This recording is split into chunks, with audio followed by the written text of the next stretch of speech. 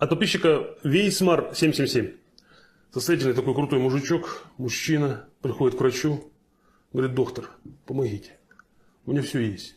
У меня бизнес прибыльный, все хорошо, машины, яхты, дачи, дома, все. Жена красавица, все упакованная, все нормально там.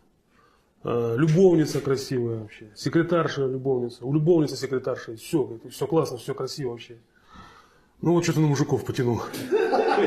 Доктор, есть, говорит, как-то от этого какая-то, средство? Доктор говорит, есть.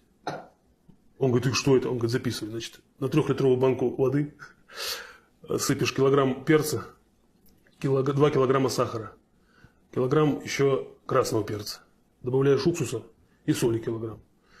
Все размешиваешь, настаиваешь и в течение 10-15 минут выпиваешь. Он говорит, ты что, перестанет на мужиков тянуть? Нет, просто вспомнишь, зачем тебе нужна жопа. У русского спрашивают, ну за что ты так не любишь американцев? Он говорит, да блин, как представлю, что им раскладку не надо переключать, бесит, блядь.